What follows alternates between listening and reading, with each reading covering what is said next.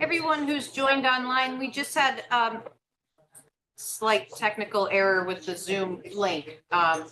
So we're just waiting for one more commissioner who was on the wrong link as well to rejoin, and then we'll get started. Super, it's working. You can see people are attending here. Yes, but not Bob. Fantastic. Yeah, we just need one more.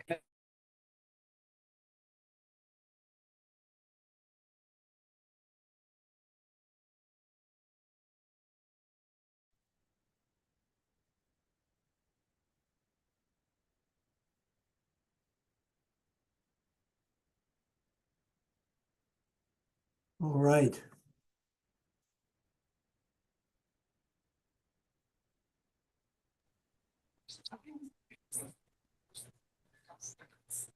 Yes. All right, great. Well, thank you all for your patience. I'd like to call to order the special meeting of the Madison Planning and Zoning Commission scheduled for 6 p.m. It is now 6:12.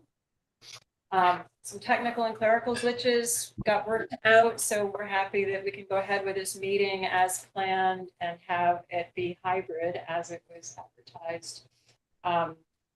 So tonight we have present on the commission Bob Reinhardt, Andy Rubin, myself, Carol Snow, Chair, Mike Bugda, and then you can see we have zooming in to join us Commissioner Janet Peckinpah, John Morgan, and Bob O'Connor, who's down in DC, I believe.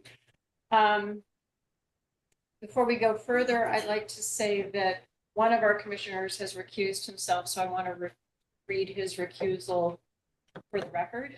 It's Commissioner John Duza, and he sent me a message to read to the Planning and Zoning Commission. The owner of the building in Guilford where I lease office space is a co-owner of the LLC applying for the special exception permit. This indirect relationship does not preclude me from being impartial and fair in this matter, but in order to avoid the appearance of any conflict of interest, I will recuse myself from this meeting. Respectively, John Duza. That's read to the record. Anyone else have any complications? Okay, I think we're good to go then. I thought I'd again give a quick recap. At our January 18th, 2024 regular meeting, I provided information and context on the voluminous records in this case as we perform due diligence in reviewing the substantial evidence to support our findings. Other commissioners added their insights to that summary. It should be noted, I think, that the appeal was made against both the Madison Planning and Zoning Commission and the applicant 856 Boston Post Road LLC. On January 30th, we received a request from attorney Marjorie Shansky, who represents 856 Boston Post Road LLC under the Freedom of Information Act, for asking for copies of our notes from that meeting, which we provided. The purpose of this evening's special meeting is for the Planning and Zoning Commission to reach decisions as per Judge Wilson's directions in her July 21st, 2023 memorandum of decision and in her November 24th, 2023 decision on the September 25th, 2023 motion for clarification filed by Attorney Geldman. I quote, "The commission should look to the evidence in the existing record regarding the impact of the proposed septic system on coastal resources to inform its decision in engaging in the single review process on whether to approve or deny both the special exception permit and the coastal site plan. The commission is directed only to consider the existing evidence in the record regarding the potential effects of the proposed septic system on the coastal resources, as they are required to do under the CAM Act as well as the Madison zoning regulations." So we arrived. Please note that during this process, our attorneys advise the commission not to have ex parte communications. I would now like to open up the discussions then among our commissioners. There are further discussions since our last meeting. The commissioners have any further questions, input? Janet, John, and Bob online?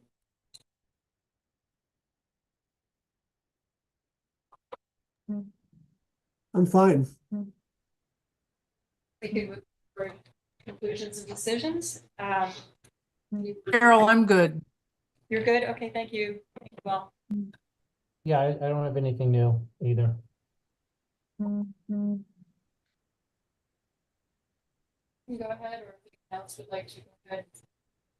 Would you like to? Yeah, so I'd like to be more input first, but what I just wanted to say, I mean, you captured the remand from the court, specifically what we need to look at, and the idea that it's about the potential impact of the septic system, and to just look at the evidence in the record. And I spent many hours looking at the record. It's a lot. Track along the way. And I've struggled a lot because there's so much information, yet there's not a lot of information. There's a lot of information on a lot of things, but very little. Actually, a fairly compelling lack of evidence specific to the septic system. And the reason that came out of that is that when I looked at, I looked back then again at the question that the court asked us, which is, they didn't ask us whether the right decision was made, because it's obvious when you look at the evidence that no decision was made with respect to the septic system and the impact of coastal resources. The commission chose not to discuss it. They expressed concerns, they talked about specifics, but they never discussed it and never asked questions. So when you look at all this, you see a lot of testimony. You see testimony from the applicant, which is, in some respects, comes across as being light, but then you look at it as they were saving information for their application with the health department. The whole point was that it was out of the purview of the commission, so there's no point talking about it. So you get this fairly light representation of the septic system and the potential impact, and the commission doesn't ask any clarifying questions to dig into the details and pull out of that what else needs to be done. Then you get the applicant, which came forward, and others who spoke for the applicant, not the applicant, the intervener, and those who spoke on behalf of the intervener. From the record, I started to lose who was actually part of the intervener group and who were just public speaking on their behalf. And they had a lot of evidence, but the same problem applies. There were no questions. So while they had an abundance of evidence why the septic system could have an impact on the coastal resources, no one ever challenged them, especially challenged them with respect to the position that the applicant was taking. So we ended up in this conundrum, this void of a lot of information, very little challenge. And so I don't think there's anything there with respect to how there's no compelling evidence one way or the other. So I look at it this way, it kind of leaves us in this quandary where I just wrote it down because I wanted to get it right. We've been asked to make a decision based on evidence in the record, evidence called for testimony that was presented, but never debated, never challenged, and never elaborated upon. It's just what someone said. No one ever asked a question about it. And it was also compounded by the admissions given there throughout the entire process. Yeah, and no one ever Challenge that much. there's enough there that it could be a very robust conversation. Correct. And there was. And then I feel like we need to get this decision. We don't want to get this decision wrong because the effluent components, if they're not treated correctly, if they're not filtered, if they're not converted, if there's an opportunity for them to reach the coastal resources, they have a dramatic impact on those resources. So that's kind of where I landed after looking at it all. I don't know if anyone wants to confer, debate, tell me I'm wrong. No, I like a I agree with you, robust Bob. argument at this point right now. Also, we're not allowed to enter in any other evidence. No, nothing else or exists. any other input at all to where we're at this point in time. And to me, even with bringing up the point of an alternate system or a backup system, there's nothing that supports anything other than what they said that they had. So that brings too many questions to my mind. There are a couple of specific items in the record that pop up to me, but it's more like an abundance. That is just telling the weight of it all coming together. I think I'd just like to add that this whole process is quite unprecedented, having a judge remand back to the commission. And again, the appeal was the commission and the applicant, and now we've sort of gone in different directions. I think as a commission, So it's a very complicated legal situation On top of it. on top of it all. Yeah. You guys online have anything, any thoughts? Well, I kind of, my feeling was, Bob, that what I felt was what was presented, and I'm, looking at all the evidence, looking at everything that they heard from the experts. And I feel like they didn't ask a lot of questions or question what they heard. And I feel like they threw it back on, well, that's not really in our purview. That should be, the sanitation. This should be the health department. And they threw it back that way. And they kept saying, well, we'll wait and see what the health department says. But we never saw any evidence. I mean, what did the health department say? To what we have seen, I don't think it was ever taken back to the health department. At least maybe I missed that, but in all the meetings that I saw from March through June 17th, I didn't see anything about the health department getting involved again. And I can add to that too, that in the past, a condition was put upon the approval of special exceptions that stated quite clearly that it would be, it had to be approved by the health department, whether it's the state health department or the Madison Health. Right.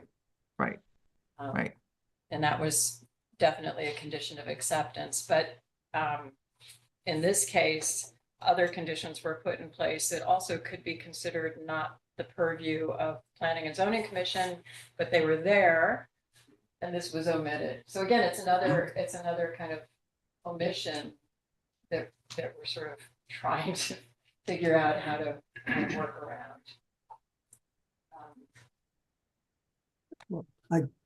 Yes, my 2 cents is in agreement with everything you've said. It's frustrating because you wish there had been the follow-up. There was a lot of evidence presented that there is a risk that's not speculative. That is, it's not absurd. It's not one of these, well, if a giraffe would have dropped off of an airplane and landed on a trampoline, no. It's real potential problems. So I think the risk is real. Maybe we don't have enough to move ahead and say, yeah, sure, there's no problem here, because the issues raised are really far-fetched. They're not. That has to be resolved, and pretty simple. And the health department has to weigh in. Yeah, I'm not sure how we go about making a resolution on this. So Is it specific, again, or going is it back just to the following judge, we have the choice There's of 2 choices. approving or denying. Yeah. Based on what we have We're not happy about that either. to go on, which is somewhat scant. Yeah.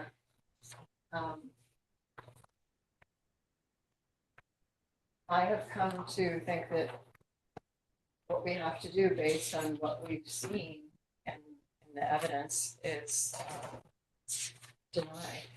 Should we come up with the wording of a resolution and then bounce that around and see if we can come up with that? So I wrote the following, a review of the tech, Karen, I'm gonna speak what I think could be the resolution. So you can let me know if I say anything the wrong way. Are you looking for me to write that? No, I got it written down. Why don't you tell me if I do it wrong?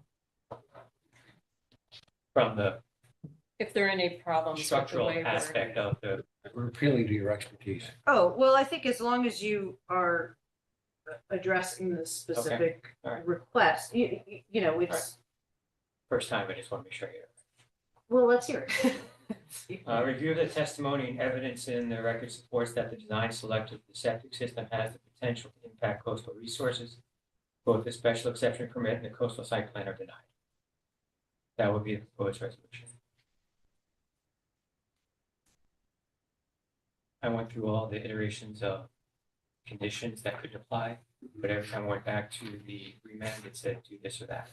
I didn't see the room. I mean, we can support it with what we've found in the Sure. evidence.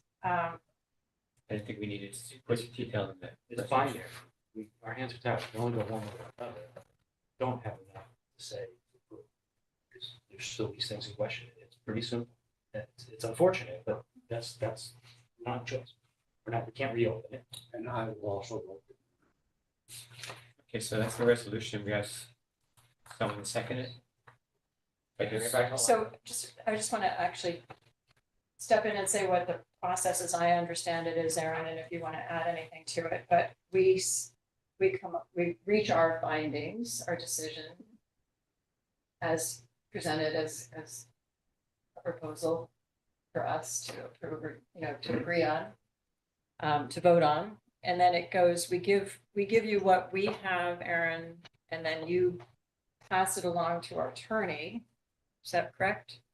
Right, so Who then land use prepares council it as a will, formal resolution response to Judge Wilson's remand. We would also I'd like to request that we see that before it goes to Judge remand to make sure that it's captured what we've said. And again, we can add to it with Okay. some of the supporting information if that's required, if we need to support with substantial evidence.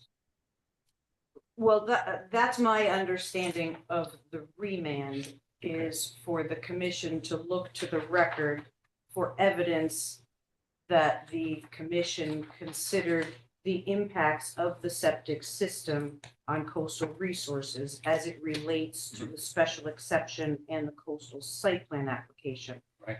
I didn't read that as the commission rehears and makes a decision on whether to approve or deny those. Okay. I think the judge is asking you to search the record and show whether or not this commission did that, and ultimately it's the judge's decision. No, To- that's not how I read it. And that's Well, where- she's the decision maker of the appeal. This is not, Sorry, y'all can't. this is not for You public, can't talk. Conversation. but ultimately the judge will, based on the information that the commission provides to her, will then make her decision on the appeal. It's not how I read it. And I skipped I Yeah. went to, I'm reading the clarification because it's tighter. The Yep. request for clarification. And what I got was, there's two paragraphs. The commission should look to the evidence in the existing record regarding the impact of the proposed septic system on coastal resources to inform its decision in engaging in the single review process on whether to approve or deny both the special exception permit and the coastal site plan. Second paragraph. The court further directs that the commission shall not reopen the hearing to take additional evidence. The commission is directed only to consider the existing evidence in the record regarding the potential effects of the proposed septic system on the coastal resources as they are required to do under the CAM Act, as well as the Madison zone regulations. But in that first one, it's form its decision in engaging in a single review process on whether to approve or deny. I thought at first that the remand that we were supposed to give a full-blown legal opinion on why we should decide one way or the other, but when it came back to this, it seemed clear, to me anyway. So is there a way for us to, but I'm not an attorney, I don't know what. Well, you've already met with your attorney and through executive session. So I think based off of that, then, Just give them a finding. yeah. I agree with Aaron. I think we were directed to give specifics that we saw through the evidence that we've read through, that we've listened to, and then it's up to the judge to make that decision, not up to us. But the little bit I've read is that the judge is not going to make a decision on local land use. The judge is just going to say whether we did it the right way or the wrong way. Right. I mean, I've read 2 chapters on it, but basically it says the judge allows you to make a decision for your local entity, and you're just gonna make sure you did the right way. So I don't think she's gonna say, yes, it's denied, because that's not in her purview. Her purview would be, you did it wrong. Now, if we say denied and we don't have any reason to say that, then she might come up with it. So I think maybe it's a combination. It's what you said. Yeah, and we I need to can, come to a decision whether we approve or deny it. I can And then we have to add back that some, up. I can add some With the reasons why. supporting evidence that I think is substantial. We can see if we're all comfortable with that. It's not, it's basically 2 points for each of those applications. Okay. And we covered it at our last meeting. It's part of what when I was sharing so much of the research I had done in putting it in context and trying to find substantial evidence and expert opinions on either side. So I gave that summary. So regarding the special exception permit application, I found that the Madison zoning regulations, section 3.12, special use regulations for small cluster developments, 3.12.I, the maximum number of attached units. No more than 2 units may be attached together. This limitation shall not apply to adaptive reuse of existing buildings, provided the floor area of any such building is expanded by not more than 15%. The application's proposed density exceeds the density allowed by 1 duplex unit, and such higher than allowed density impacts the effect of proposed septic system on the environment and the coastal resources. So there's the zoning regulations from 3.12 about special use for small cluster developments. Then under section 4.4, consideration in granting or denying special exceptions, it states all special exception permits may be granted subject to conditions and safeguards required to preserve public health, safety, convenience, welfare, and the property values of surrounding areas. I found that the interveners' professional consultants provided substantial evidence regarding specific deleterious effects of the proposed septic system on the environment, including the Fence Creek tidal wetlands and possible alternatives for better septic systems. The applicant did not substantially demonstrate that the proposed septic system would not harm the adjacent coastal resources. Again, this is more lack of evidence. The commission did not require any conditions related to the proposed septic system and its conditions for approval. And in my notes, I have exhibit 196 of the court records transcript for June 3rd, 2021, page 66, pages 79 to 81, and page 169 is where that information can be found. So that's for the special exception application. Then looking at the coastal site plan review application. Again, beginning with the application form, Madison's application form for municipal coast site plan review. The applicant misrepresented the site's adjacency to the tidal wetlands on the application form as being not applicable, when in fact it is applicable, as the site is within 1,000 feet of the Fence Creek tidal wetlands. And then looking to the Coastal Management Act, sections 22A-92, 22A-105, and 22A-106. The proposed development poses unacceptable potential adverse effects on preservation of the coastal resources, especially in the context of sea level rise and coastal flooding. Substantial evidence was provided during the public hearings regarding specific and potential deleterious effects of the septic system on the environment, including the Fence Creek tidal wetlands, provided by the environmental interveners professional consultants.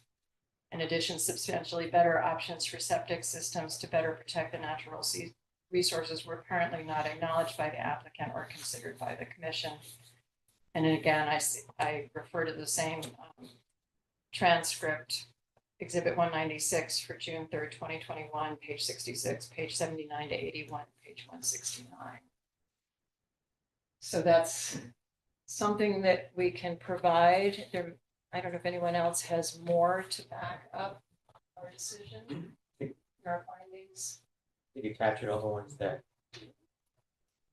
and pointed them to the specific regulations and concerns, the specific concerns about the modeling. In pick one, we talked about the rise in sea level that has potential impact. They're just understanding more about whether that's real or not. Wasn't there.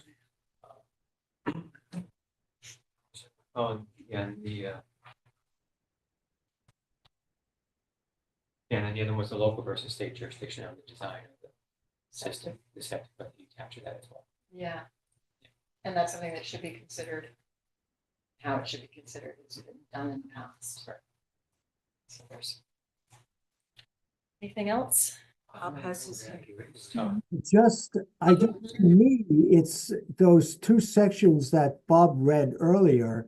I think it really is clear that what the judge is asking for is for a decision from the Planning and Zoning Commission, whether to approve or deny the requests. She could have read the material in the requests. That, I don't think that solves anything. I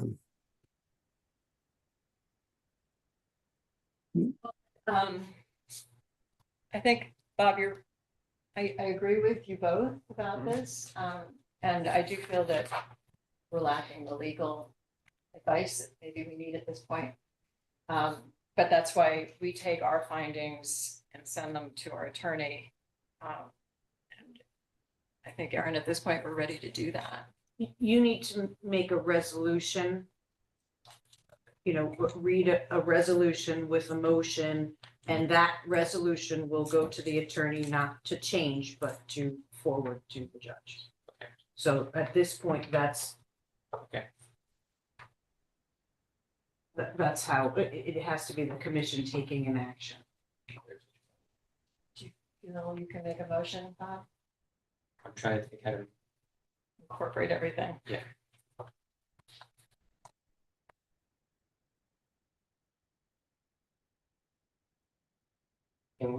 Is that a single document that you read, or specific paragraphs in a single document that we can reference? That I have.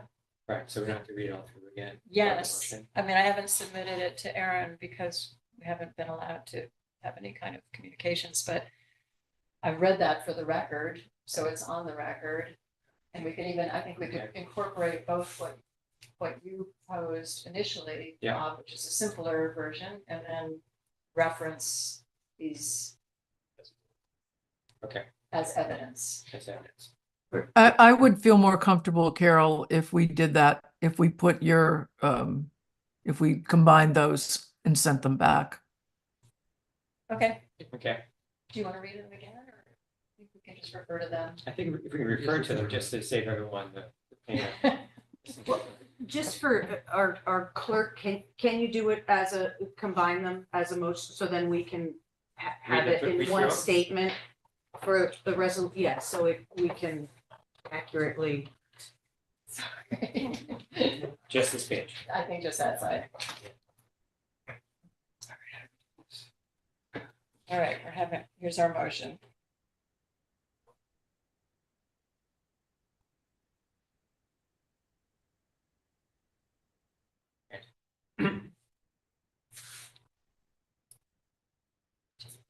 All right, so the motion is a review of this testimony and evidence in the record supports that the design selected for the septic system has the potential to impact coastal resources. Specifically, 1, Madison zoning regulations, section 3.12, special use regulations for small cluster developments, 3.12.I, maximum number of attached units, page 21. Maximum number of attached units, no more than 2 units per may be attached together.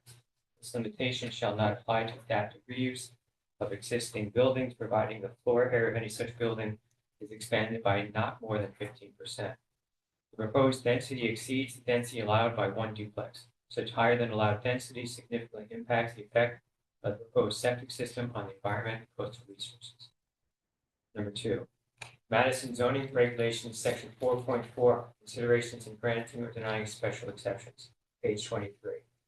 All special exception permits may be granted subject to conditions and safeguards required to preserve public health, safety, convenience, welfare, and the property values of surrounding areas. The environmental interveners professional consultants provided substantial evidence regarding specific deleterious effects of the proposed septic system on the environment, including the Fence Creek tidal wetlands and possible alternatives for better septic systems. The applicant did not substantially demonstrate that the proposed septic system would not harm the adjacent coastal resources.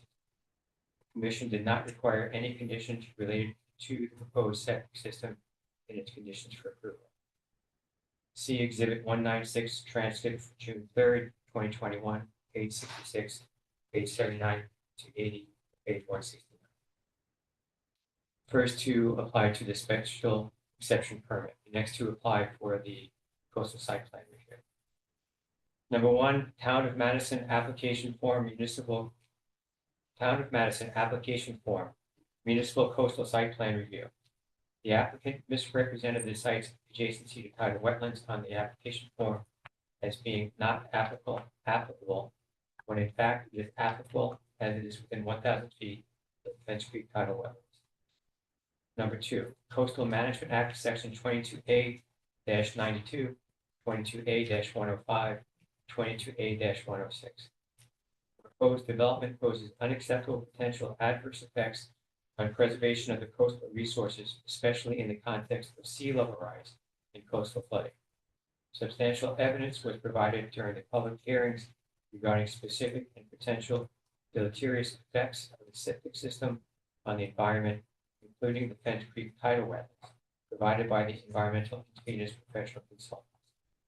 In addition, substantially better options for septic systems to better protect the natural resources were apparently not acknowledged by the applicant or considered by the commission.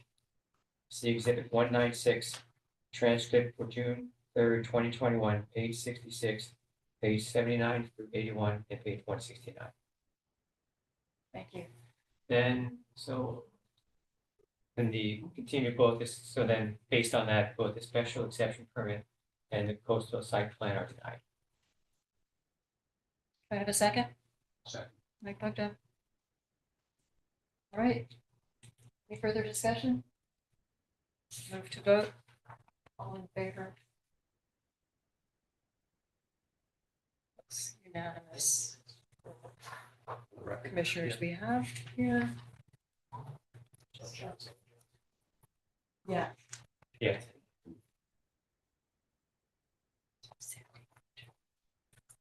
So the two applications are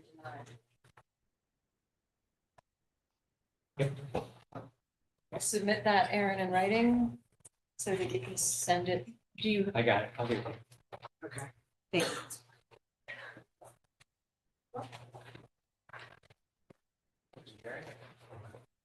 Good motion to adjourn. Gary, Second. all in favor? Sorry, I did that last week. Thank you. Thank you for all the work, everybody.